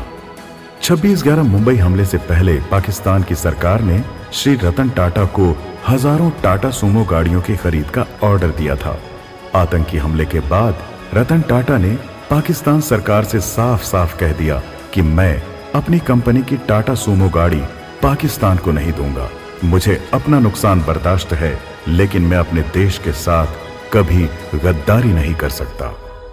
एक दिन ऐसा भी आया जब मशहूर उद्योगपति रतन टाटा की साख, उनकी मान प्रतिष्ठा दांव पर लग गई। यदि आपने अभी तक हमारा चैनल विजन इंडिया सब्सक्राइब नहीं किया है तो सब्सक्राइब कर लें और साथ ही बेल आइकॉन को अवश्य दबाएं ताकि आने वाले वीडियो का नोटिफिकेशन आपको सबसे पहले मिल सके। क्या आपको पता है कि एक दिन अदालत में उनके खिलाफ केस दायर किया गया था? जी हां, वो मनहूस दिन 10 नवंबर 2016 का दिन था। इस दिन भारत के उद्योग जगत में एक बहुत बड़ा भूचाल आ गया था। उस दिन रतन टाटा और टाटा सन्स से बोर्ड ने अचानक टाटा ग्रुप के चेयरमैन साइरस मिस्त्री को अध्यक्ष पद से हटा दिया था। किसी ने यह सोचा तक नहीं था कि साइरस मिस्त्री को अपने टाटा ग्रुप की सारी कमान सौंपने के बाद अचानक रतन टाटा उनको इस तरह बिना किसी पूर्व चेतावनी के हटा देंगे। लेकिन अपने एथिक्स के लिए, अपने इंटीग्रिटी और वैल्यूज के लिए जाने जाने वाले श्री रतन टाटा ने ऐसा ही किया। साइरस मिस्त्री को रतन टाटा ने काफी गहरी खोजबीन और मेहनत से प्राप्त किया था और पूरे देश को ऐसा लग रहा था कि साइरस मिस्त्री ही रतन टाटा के एकमात्र औद्योगिक उत्तराधिकारी साबित होंगे। रतन टाटा ने साइरस मिस्त्री की योग्यताएं देखकर बड़ी उम्मीदों के साथ उन्हें अपनी जगह टाटा समूह के चेयरमैन पद पर नियुक्त किया था और स्वयं सेवानिवृत्ति ले ली थी। सभी ने यही सोचा था कि साइरस मिस्त्री श्री रतन टाटा की तरह टाटा ग्रुप में एक लंबी पारी खेलेंगे तथा वे टाटा ग्रुप कंपनी को और ज्यादा सफलता व उन्नति की ऊंचाइयों तक लेकर जाएंगे, लेकिन ऐसा नहीं हुआ। साइरस मिस्त्री को टाटा ग्रुप में काम करते हुए अभी 4 ही साल हुए थे कि रतन टाटा ने उन्हें टाटा ग्रुप से बाहर का रास्ता दिखाने का निर्णय ले लिया। इस निर्णय के कुछ छोटे छोटे कारण तो पहले से रहे थे, लेकिन रतन टाटा काफी हद तक उन्हें नजरअंदाज करते रहे। किंतु जब जापान की कंपनी डोकोमो से किए गए अपने वायदे को निभाने की बात आई तो साइरस मिस्त्री डोकोमो कंपनी को उसके हिस्से का पैसा देने में आनाकानी करने लगे और डोकोमो को कोर्ट का रास्ता दिखाने लगे। रतन टाटा को यह नागवार गुजरा। बात यह थी कि डोकोमो नाम की एक जापानी कंपनी साल 2009 में भारत आई थी। टाटा ग्रुप की साख, गुणवत्ता, विश्वसनीयता और इंटीग्रिटी पर भरोसा करके जापान की एनटीटी डोकोमो कंपनी ने टेली सर्विसेज के क्षेत्र में टाटा ग्रुप के साथ 26.5% शेयरों की भागीदारी की। इस कंपनी ने लगभग 13,000 करोड़ रुपया टाटा कंपनी में लगाया। उस समय टाटा कंपनी ने एनटीटी डोकोमो से वादा किया था कि भविष्य में जब कभी भी डोकोमो कंपनी टाटा का साथ छोड़कर भारत से जाना चाहेगी तो टाटा उसे बाजार भाव की कीमत अदा करेगा। डोकोमो के आधे इन्वेस्ट को टाटा देगा, लेकिन डोकोमो के साथ सहभागिता करते हुए दुर्भाग्यवश टाटा ग्रुप की टेलीकॉम सर्विस ठीक प्रकार से चल नहीं पाई। टाटा को टेलीकॉम सर्विस में बहुत नुकसान उठाना पड़ा। एक तो टाटा को टेलीकॉम सेवा में हानि उठानी पड़ी, दूसरी बात यह कि समय के साथ टेलीकम्युनिकेशन की उनकी तकनीक भी पुरानी पड़ गई थी। इस वजह से डोकोमो कंपनी ने टाटा ग्रुप का साथ छोड़कर भारत से वापस जाने का फैसला कर लिया।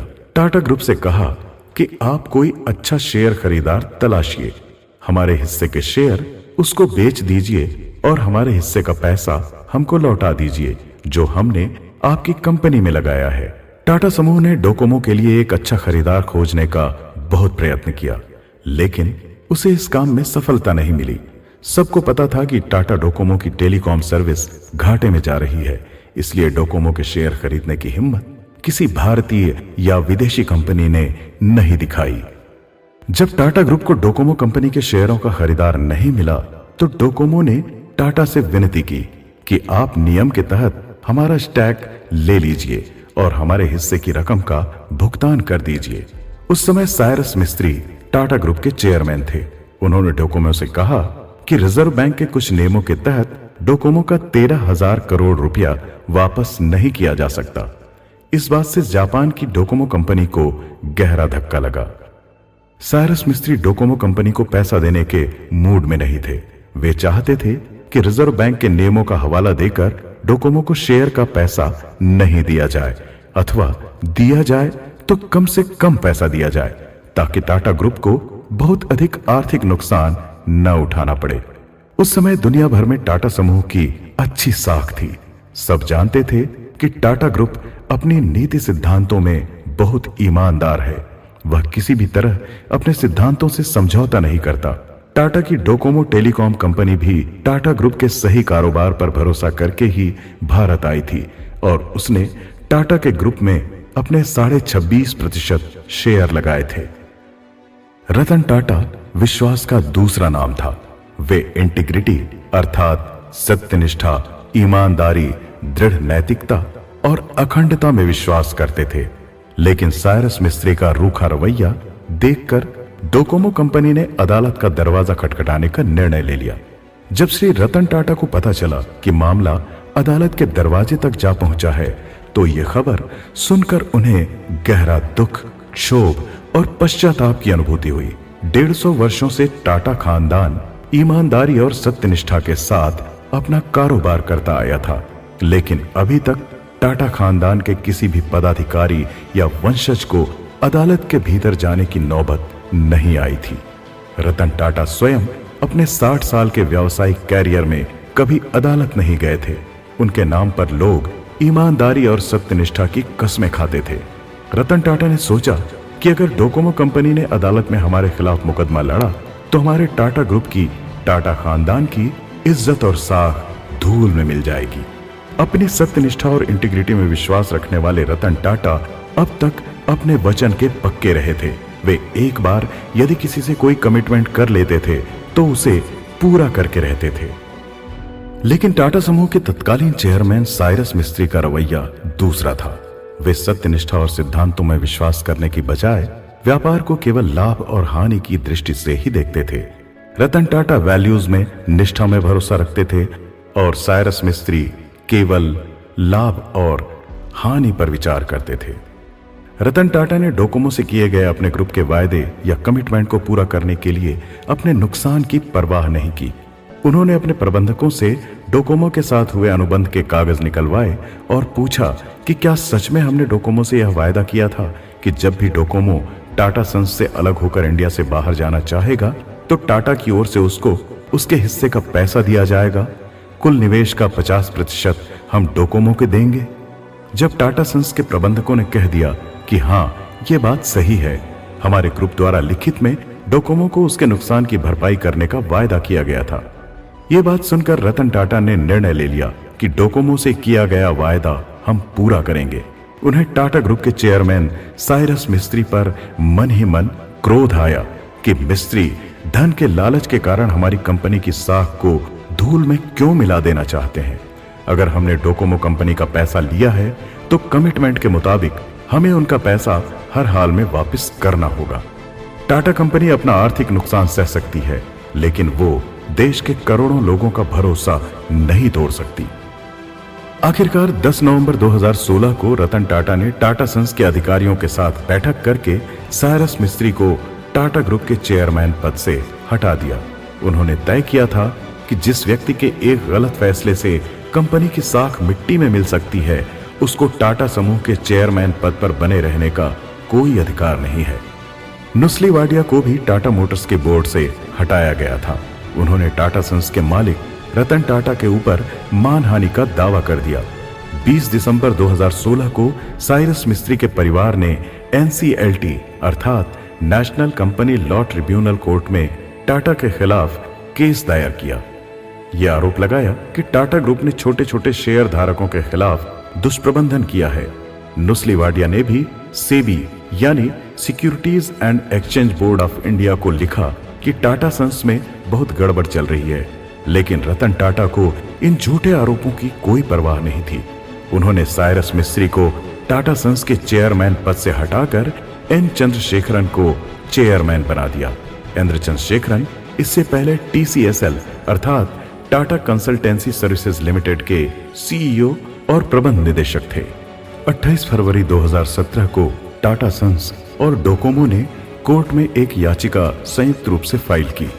डोकोमो से अपने कानूनी मतभेद समाप्त करके रतन टाटा ने डोकोमो के साथ एक ही दिन में मामला सेटल कर लिया। इस तरह कई दिनों से चली आ रही टाटा ग्रुप की अंदरूनी जंग और कलह समाप्त हुई। इस औद्योगिक युद्ध में रतन टाटा की मूल्य निष्ठा ने लालच पर, सत्यनिष्ठा ने बेईमानी और धोखेबाजी पर, दृढ़ नैतिकता ने अनैतिकता पर विजय प्राप्त की। रतन टाटा को साइरस मिस्त्री के जल्दीबाजी में लिए गए निर्णयों की कुछ बातें पहले भी नागवार गुजरी थी, लेकिन मिस्त्री की बातों को तब उन्होंने प्रायः अनदेखा कर दिया था। साइरस मिस्त्री ने घाटे में चल रही टाटा समूह की कई कंपनियों को बंद करवा दिया था। वेलस्पन रिन्यूएबल एनर्जी प्लांट को मैनेजमेंट की स्वीकृति के बिना खरीद लिया था, जबकि टाटा सन्स अब तक हर महत्वपूर्ण निर्णय ग्रुप के सभी अधिकारियों की सहमति से लेता आया था। साइरस मिस्त्री ने टाटा ग्रुप के अधिकारियों को विश्वास में लिए बिना ही कई कंपनियां खरीद ली थी। इनमें से कई कंपनियों की यूनिटें जब घाटा देने लगी तो साइरस मिस्त्री ने वे यूनिटें बंद करवा दी। रतन टाटा आज भी उद्योग जगत में एक अनुशासन प्रिय व्यक्ति के रूप में जाने जाते हैं। वे शुरू से ही सबको साथ लेकर कार्य करते आए हैं। उनका टाटा ग्रुप आरंभ से ही एक राष्ट्रभक्त समूह रहा है। वे अपने व्यावसायिक लाभ से अधिक देश की जनता को महत्व देते हैं। अगर जनता के लिए उन्हें कोई आर्थिक नुकसान उठाने की आवश्यकता पड़े तो वे उस नुकसान को भी सहन करने के लिए तैयार रहते हैं। रतन टाटा का कहना है कि मैं सही निर्णय लेने में विश्वास नहीं रखता, बल्कि मैं निर्णय लेकर उसे सही करने में विश्वास रखता हूं। साइरस मिस्त्री को कंपनी के चेयरमैन पद से हटाकर उन्होंने अपनी इस उक्ति को चरितार्थ कर दिया। साइरस मिस्त्री को टाटा समूह चेयरमैन जैसे सर्वोच्च महत्वपूर्ण पद से हटाकर रतन टाटा ने उद्योग जगत को सिखलाया कि अगर हमारे व्यापार में कुछ गलत हो रहा है तो हम उसे रोकें। अगर कंपनी का कोई कर्मचारी या बड़ा अफसर कुछ गलत कर रहा है तो उसे रोका जाना चाहिए, क्योंकि कंपनी की साख बनाने में कई साल लग जाते हैं, जबकि साख को धूल में मिलाने में जरा भी समय नहीं लगता। रतन टाटा ने उद्योग जगत को यह बात सिखाई कि कंपनी के माल की गुणवत्ता के साथ अपनी वचनबद्धता या कमिटमेंट के साथ कभी कोई समझौता मत करो। रतन टाटा ने हमें सिखाया कि हमें व्यवसाय में गलत निर्णयों के आगे झुकना नहीं चाहिए। जो गलत है वो गलत है, उसके आगे झुकना गुनाह है। व्यापार में किसी को धोखा देकर गलत चाल चलकर लाभ या सफलता पाने की बजाय हम सही कदम चलकर भी उन्नति और सफलता प्राप्त कर सकते हैं। रतन टाटा और उनका टाटा समूह आज भारत की शान है। उनका टाटा समूह संसार के उद्योग और व्यापार जगत के आगे कामयाबी की मिसाल है। रतन टाटा ने सदा अपने मूल्य सिद्धांतों को कायम रखा। अपनी ईमानदारी, सत्यनिष्ठा और वचनबद्धता के साथ उन्होंने कभी कोई समझौता नहीं किया। सन 2012 में रतन टाटा ने जब साइरस मिस्त्री को टाटा ग्रुप का चेयरमैन बनाया तो उन्होंने साइरस मिस्त्री की योग्यताएं देखकर ही ऐसा किया था। साइरस मिस्त्री के परिवार के साथ रतन टाटा का गहरा संबंध था।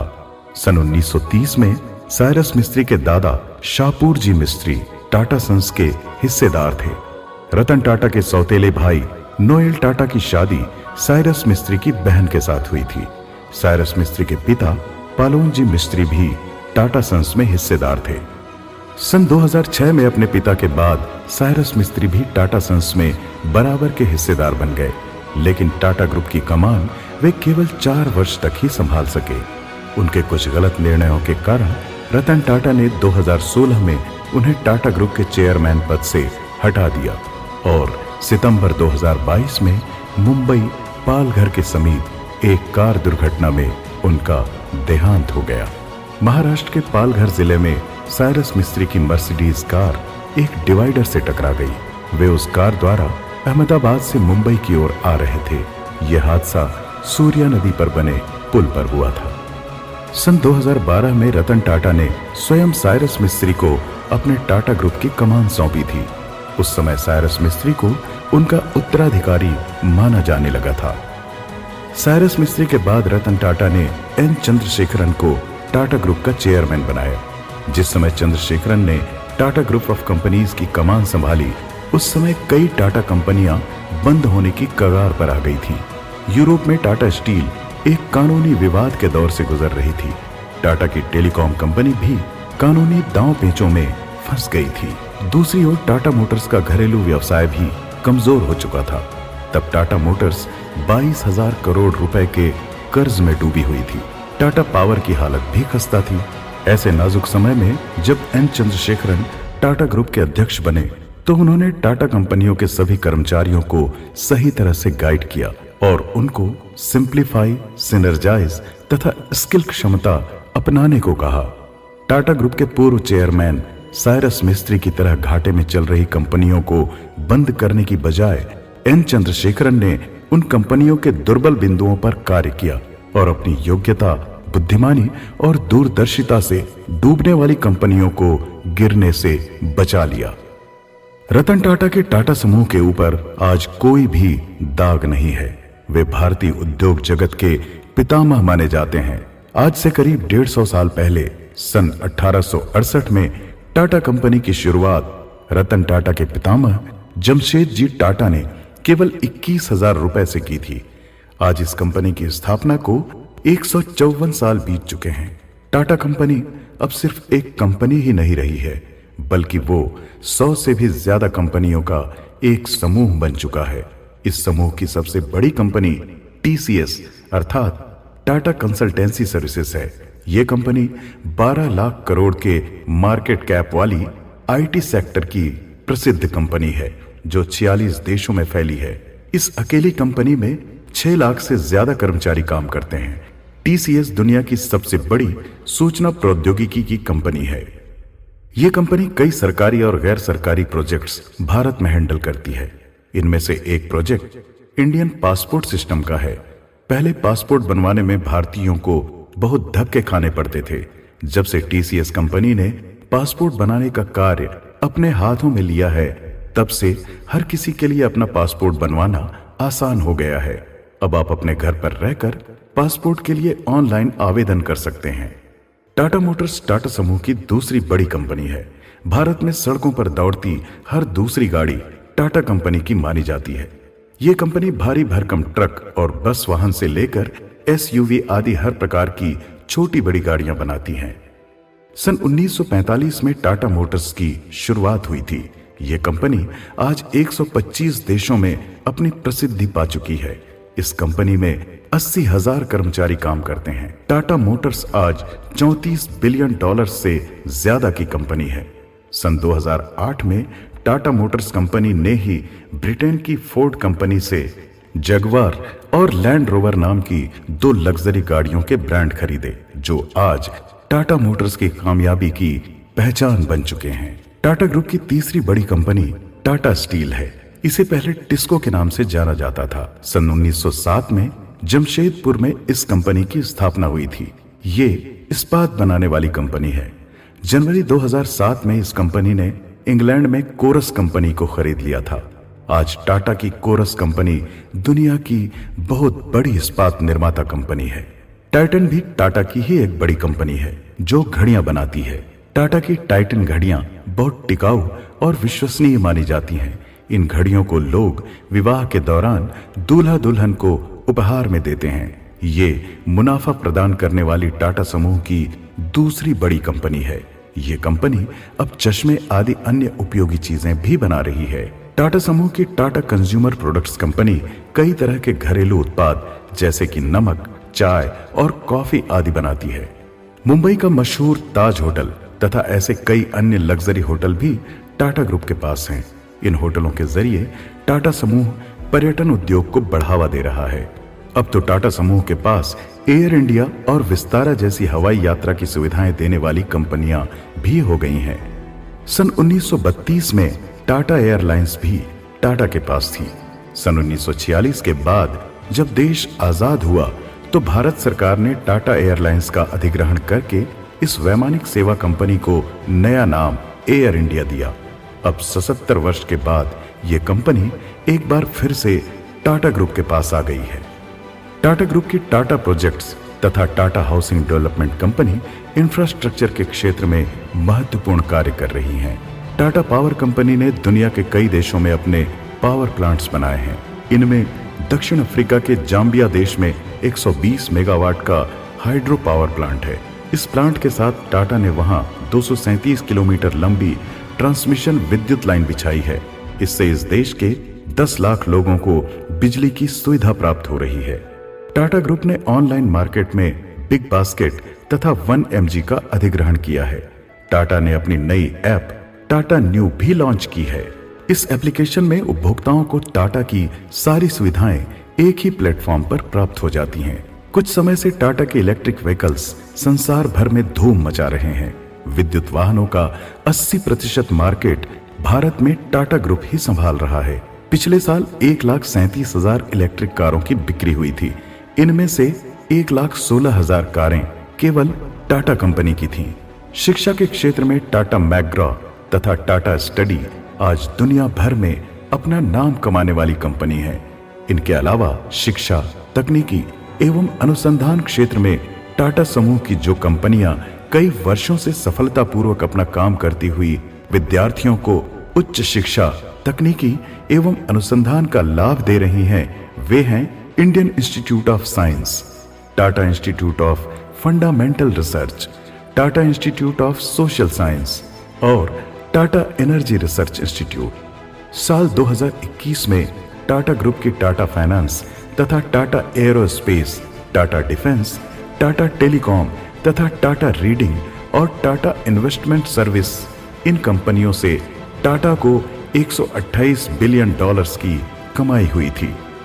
टाटा ग्रुप की कंपनियां भारत से ज्यादा विदेशों में कमाई करती हैं। टाटा की कुल कमाई का 60% हिस्सा विदेशों से प्राप्त होता है। टीसीएस कंपनी से भारत में केवल 5% मुनाफा होता है, जबकि 95% मुनाफा इसे दूसरे राष्ट्रों से होता है। रतन नवल टाटा उद्योग जगत के ऐसे चमकते हुए ध्रुव तारे हैं, जिन्होंने 9 साल के अंदर ही दुनिया की 36 बड़ी कंपनियों को खरीदकर ये साबित कर दिया कि भारत की कंपनियां किसी भी दृष्टि से विदेशों की कंपनियों से कम नहीं हैं। यदि रतन टाटा चाहें तो भारत और दुनिया के सबसे धनवान व्यक्ति बन सकते हैं, लेकिन वे दानी स्वभाव के व्यक्ति हैं और अपने टाटा ग्रुप की कंपनियों के 66% लाभ के धन को समाज सेवा और परोपकार के लिए दान कर देते हैं। वे आलोचना और विरोधों की परवाह नहीं करते। उनका कहना है कि तुम उन पत्थरों को इकट्ठा कर लो जो लोग तुम्हारे ऊपर फेंकते हैं। इन पत्थरों के सहारे तुम अपना नया साम्राज्य बना लो। हमेशा सच्चाई, मेहनत और ईमानदारी के रास्ते पर चलते रहो। एक दिन आपको आपके उद्देश्य व कार्यों में प्रगति, उन्नति और सफलता अवश्य प्राप्त होगी। रतन टाटा ने अपने इस कथन को अक्षरशः अपनी जिंदगी में धारण किया और उद्योग जगत के शिखर पर जा पहुंचे। अनुशासन और दृढ़ निश्चय की शिक्षा उन्हें अपनी दादी नवाजबाई टाटा से मिली।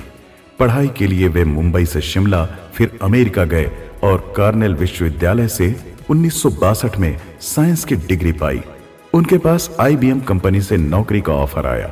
15 दिन रतन टाटा ने आईबीएम में काम भी किया, लेकिन फिर जेआरडी टाटा ने उन्हें अपने पास भारत बुला लिया और टाटा कंपनी के लिए काम करने को कहा। पहले रतन टाटा ने जमशेदपुर जाकर टाटा कंपनी में काम किया। उसके बाद वे नेल्को कंपनी से जुड़ गए। 10 साल उन्होंने नेल्को के लिए काम किया। इस कंपनी को उन्होंने खूब ऊपर उठाया। ट्रांजिस्टर, रेडियो और इन्वर्टर बनाने शुरू किए। इसके बाद जब इनकी मां सुनु कैंसर से पीड़ित हुई तो रतन टाटा अपनी मां की सेवा और देखभाल करने उनके पास चले गए। जेआरडी टाटा रतन टाटा को हमेशा प्रश्रय देते थे और वे युवक रतन टाटा की दूरदर्शिता, बुद्धिमत्ता और योग्यताओं को समझते थे। सन 1991 ईस्वी में जब जेआरडी टाटा 87 साल के हुए तो उन्होंने रतन टाटा को टाटा ग्रुप का चेयरमैन बना दिया। 21 साल रतन टाटा कंपनी के चेयरमैन के पद पर रहे। अपनी चेयरमैनशिप में उन्होंने टाटा ग्रुप की प्रत्येक कंपनी को प्रगति के पथ पर आगे बढ़ाया। जब उनकी इंडिका कार घाटे में जाने लगी तो उन्होंने कार कंपनी बेचने का विचार किया और इसे बेचने अमेरिका जा पहुंचे, लेकिन वहां बिल फोर्ड ने उनकी बेइज्जती की। तब रतन टाटा ने अपनी कार कंपनी नहीं बेची और कसम खाई कि भविष्य में वे अपनी कोई कंपनी किसी को नहीं बेचेंगे। 8 साल बाद जब फोर्ड मोटर्स की जगुआर तथा लैंड रोवर कार कंपनी घाटे में चलने लगी और कंपनी के मालिक बिल फोर्ड ने इनको बेचने का फैसला किया, तब रतन टाटा ने ही इन दोनों ब्रांड कार कंपनियों को खरीदा और 8 साल पहले बिल फोर्ड से हुए अपने अपमान का बदला लिया। सन 1991 में जब रतन टाटा टाटा समूह के चेयरमैन बने थे तो इस ग्रुप के अधीन 50 कंपनियां थीं। इन सब कंपनियों का अलग अलग लोगो था। रतन टाटा ने कहा कि सभी कंपनियों का एक ही लोगो या निशान होना चाहिए। ये लोगो पूरे डिवीजन के लिए एक हो तथा एक ही कोड ऑफ कंडक्ट होना चाहिए। रतन टाटा ने सफलता को सबसे श्रेष्ठ बदला बताया और कहा कि success is the best revenge. उन्होंने टाटा ग्रुप के सभी कर्मचारियों के लिए 5 सिद्धांतों का पालन करना आवश्यक बताया है। पहला, इंटीग्रिटी अर्थात अखंडता। इसमें सच्चाई, ईमानदारी, एकता और प्रामाणिकता की धारणाओं को शामिल किया जाता है। रतन टाटा ने दूसरा सिद्धांत दिया अंडरस्टैंडिंग अर्थात समझदारी का। कर्मचारियों में दूसरों को समझने का विवेक होना चाहिए। तीसरा सिद्धांत रिस्पॉन्सिबिलिटी अर्थात जिम्मेदारी का। हर कर्मचारी अपने कार्य के दायित्व को समझे। चौथा, यूनिटी अर्थात एकता, सभी कर्मचारियों में एकजुट होकर रहने की भावना हो। और पांचवा, एक्सीलेंस अर्थात श्रेष्ठता, सभी कर्मचारियों को अपनी योग्यता और कौशल के अनुसार श्रेष्ठतम प्रदर्शन करना चाहिए। रतन टाटा चाहते थे कि टाटा ग्रुप की हर कंपनी के कर्मचारी सबके साथ समानता का व्यवहार करें। रतन टाटा ने अमीर लोगों के लिए जहां जगुआर और लैंड रोवर जैसी महंगी लग्जरी कारें बनाई, वहीं आम आदमी के लिए 1 लाख रुपए की छोटी नैनो कार भी बनाई। लेकिन इस कार की ब्रांडिंग का तरीका ठीक न होने के कारण लोगों ने इसे सस्ती कार मानकर खरीदना बंद कर दिया। रतन टाटा सच्चे फिलैंथ्रोपिस्ट यानी परोपकारी हैं। वे टाटा चैरिटेबल ट्रस्ट के अध्यक्ष हैं। अपने संपूर्ण उद्योग के लाभांश का 66% हिस्सा वे लोगों के कल्याण और परोपकार में लगा देते हैं। जिस समय केरल में सुनामी आई थी तो रतन टाटा ने समुद्र तट के मछुआरों के पुनर्वास के लिए 700 घर अपनी ओर से बनवाए थे। रतन टाटा का नारा है, अगर कर्मचारी खुश रहेंगे तो कंपनी आगे बढ़ेगी। रतन टाटा अपनी कंपनियों के कर्मचारियों की सुख सुविधाओं का, उनकी मेडिकल सहायता का बहुत ध्यान रखते हैं। क्या आपको पता है कि रतन टाटा को हिंदी अच्छी तरह से नहीं आती? वे हमेशा अंग्रेजी भाषा में ही बोलते हैं और अंग्रेजी में ही भाषण देते हैं। लेकिन एक बार रतन टाटा हिंदी में बोले। अवसर था असम राज्य के डिब्रूगढ़ शहर में सरकार और टाटा ग्रुप के सहयोग से बने कैंसर अस्पतालों के उद्घाटन का। इस कार्यक्रम को असम कैंसर केयर फाउंडेशन ने आयोजित किया था। इस कार्यक्रम में प्रधानमंत्री श्री नरेंद्र मोदी के साथ भारत के मशहूर उद्योगपति श्री रतन नवल टाटा को भी आमंत्रित किया गया। 84 वर्ष की आयु के रतन टाटा जब मंच पर आए तो उनके शारीरिक स्वास्थ्य पर उनकी उम्र का प्रभाव साफ दिख रहा था।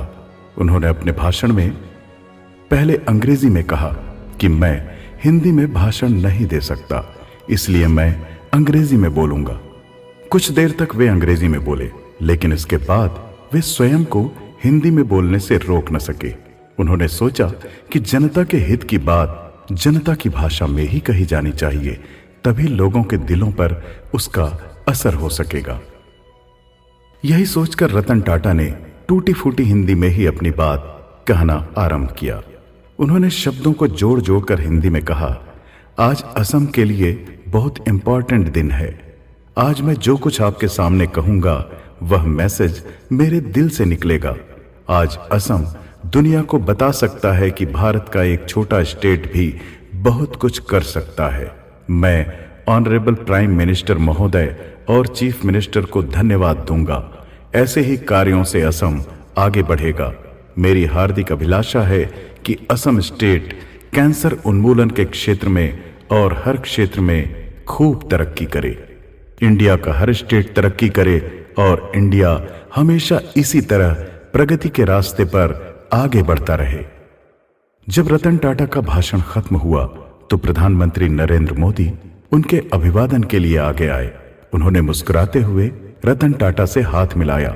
सोशल मीडिया में रतन टाटा के इस भाषण की काफी चर्चा हुई। इस प्रकार श्री रतन टाटा भारत के दिल की भावनाओं को, उनकी जरूरतों को समझने वाले महान व्यक्ति हैं। वे भारत के अब तक के सफलतम उद्योगपति माने जाते हैं। भारत सरकार ने भारत के सफलतम उद्योगपति एवं मानव हित व देश हित में किए गए कार्यों के लिए यशस्वी उद्योग सितारे श्री रतन टाटा को पद्म भूषण और पद्म विभूषण पुरस्कार से नवाजा है। भारत के सफलतम उद्योगपति, भारत माता के सच्चे सेवक श्री रतन नवल टाटा को नमन है। ये वीडियो आपको कैसा लगा और आगे आप किस विषय अथवा चरित्र के बारे में वीडियो देखना चाहते हैं, कमेंट बॉक्स में अवश्य बताएं। और यदि आपने अभी तक हमारा चैनल विजन इंडिया सब्सक्राइब नहीं किया है तो सब्सक्राइब कर लें और साथ ही बेल आइकॉन को अवश्य दबाएं ताकि आने वाले वीडियो का नोटिफिकेशन आपको सबसे पहले मिल सके।